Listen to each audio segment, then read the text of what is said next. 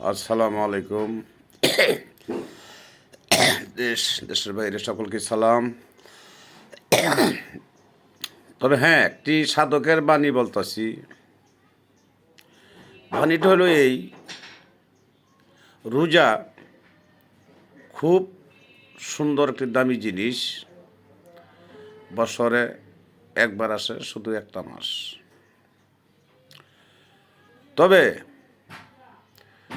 রোজারা রাখতে হবে খুব সহি শুদ্ধ হইয়া, খুব সহি শুদ্ধ হইয়া। কেমন?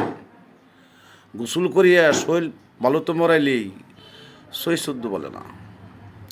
ভিতরে যে অন্তরটা, এটারে সহি শুদ্ধ রাখতে হবে। সাধকে যা বলছে তাই বলতেছি। যেহেতু আমি আম মানুষ, অশিক্ষিত লোক, যা বলছি তাই বলতেছি। ভুল ত্রুটি ক্ষমা দৃষ্টিকে দেখবেন। তবে কেমন সহি শুদ্ধ? গোসল করে শরীর পরিষ্কার করলে সহি শুদ্ধ না, এটা তো অবশ্যই লাগবে। তবে আপনার খানা দানা যা আছে এডিটনে হিসাবের মধ্যে খাইতে হবে। হালাল রোজগার, হালাল হালাল রোজগার দিয়া খাইতে হবে। সুদ গুড় চলবে না, ধান্দাবাজি চলবে না, 10 পয়সার কাজে আসবে না, 10টা পয়সার কাজে আসবে না। সহি শুদ্ধ হালাল কামাই খেতে হবে। নুন মরিচ যাই মিলুক, এতেই শুকরিয়া আদায় করতে হবে। কারণ গেল এটা, চায়া খাওয়া দূরের কথা, বাহানাও করা যাবে না। বাহানাটা বলে দিছে এই: আপনি ইফতারি মাখাইছেন, ভাই কি ইফতারি রেডি করছেন? এটা আপনি বাহানা, হ্যাঁ ভাই ইফতারি রেডি করছে, আপনি আসে, আপনি অবশ্যই বলবো না, এটা বলা যাবে না। জুজু আপনাকে বলে ভাই আসেন, না হইলেও আপনার এখানে কিছু অংশী হইতে হইবে, কিছু টাকা দিয়ে আপনার কিছু মিসকার করতে হইবে। এক, ছলনা দৈরে ঘোরা যাবে না যে কোথায় ইফতারি করতেছে, কিভাবে কি, ওটা হয়েছে ছলনা, কাজে আসবে না। আপনার বাড়িতে যা মিলবো তাই খাইবেন।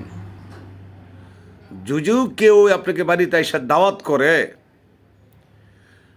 যে আমাদের এখানে আপনি ইফতারির দাওয়াত রয়ে গেল, তা হইলে বাইর থেকে 1 বোতল পানি হইলেও নিয়ে যাইতে হবে। আগে আপনার হালাল পানিটা খাইতে হবে, তারপরে ইফতারি খাবেন। কিন্তু এরকম করা যাবে না যে রোজা রাখছি, কেডা কুজা ডাক দিতে আসছে, গেলাম খাইলাম। এটা রোজা নামে হবে বাহানা। রোজাটা এত দামি, এত সুন্দর জিনিস, এত সুন্দর বললে বুঝাইতে পারবো না। ওই সাধ্য জ্ঞান আমার নাই।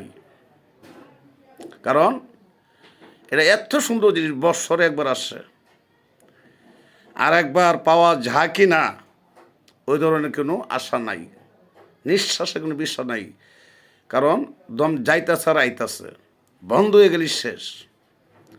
ওই ধরনের ভিতরে ভয় মৃত্যু রাখ্যা সঠিক একটা মাস যারা রোজা থাকেন আর কি, যারা না থাকেন কোনো কথাই নেই।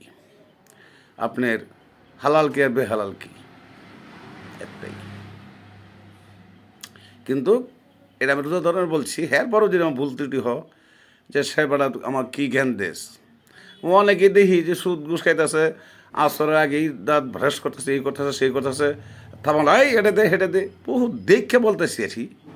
সাধারণ কথাটা মনে হয়েছে, এই জন্যে বলছি খুব হুঁশিয়ার, খুব সাবধান।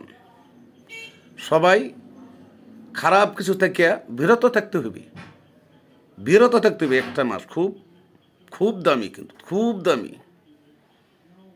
কিন্তু বললে আমি বুঝাইতে পারবো না, ওই সাধ্য জ্ঞান আমার কাছে নাই। আপনারা আমার কাছ থেকে মহাজ্ঞানী, মহাগুণী, সকলের কাছেই আমি ছোটই আছি। কিন্তু আপনারা জ্ঞানী মানুষ, বলে বলেন তুই জ্ঞানী, আঙ্গুর আবার কী বোঝাস? না না না, বোঝাবার কিছু না, এটা যা শুনলাম তাই আর বললাম। কিন্তু আমি হইছি অজ্ঞানী মানুষ। এরপরও বললাম, এই জন্য যদি ভুল ত্রুটি হোক ক্ষমা দৃষ্টিকে দেখবেন। সকলেই ভালো থাকেন। আসসালামু আলাইকুম।